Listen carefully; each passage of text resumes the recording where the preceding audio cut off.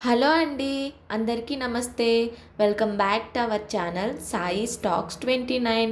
మునక్కాయలో పాలు వేసి ఎలా కర్రీ చేయాలో మనం ఈ వీడియోలో చూద్దాం. కర్రీ కోసం మునక్కాయలు, ఉల్లిపాయలు, టమాటాలు కట్ చేసి పక్కన పెట్టుకోవాలి. కర్రీ చేయడానికి స్టవ్ ఆన్ చేసి గిన్నె పెట్టుకొని ఆయిల్ వేసుకోవాలి. ఆయిల్ హీట్ ఎక్కాక అందులో తాలింపు గింజలు, కరివేపాకు వేసుకోవాలి. అవి వేగాక అందులో ఉల్లిపాయలు, టమోటాలు వేసుకొని మగ్గనివ్వాలి. అందులోనే హాఫ్ టీ స్పూన్ పసుపు వేసుకోవాలి. అలానే టేస్ట్కి తగ్గట్టు ఉప్పు కూడా వేసుకోవాలి.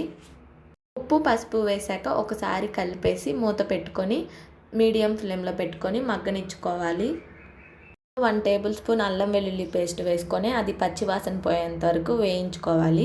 తర్వాత మనం కట్ చేసుకున్న మునక్కాయ ముక్కలను వేసేసుకొని అవి కూడా మీడియం ఫ్లేమ్లో పెట్టుకొని కొంచెం సేపు మగ్గనిచ్చుకోవాలి.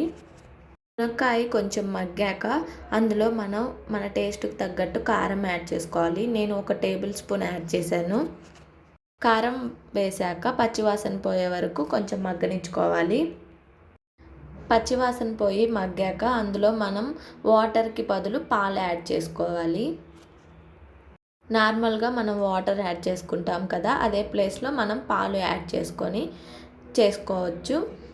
పాలు అయితే చాలా టేస్టీగా ఉంటుంది కర్రీ కూడా. నచ్చితే మీరు కూడా ఒకసారి ట్రై చేయండి. ఫ్లేమ్లో పెట్టుకొని మనం మునక్కాయ ముక్క మగ్గేంత వరకు ఉడికించుకోవడమే. కర్రీ ఉడికి నూనె పైకి తేలాక మనం లాస్ట్లో కొత్తిమీర ఉంటే కొత్తిమీర చల్లి వేసుకోవడమే. అంతే అండి, చాలా సింపుల్ అండ్ టేస్టీ పాలతో చేసిన మునక్కాయ కర్రీ రెడీ. నచ్చితే లైక్ చేయండి, షేర్ చేయండి, సబ్స్క్రైబ్ చేయండి.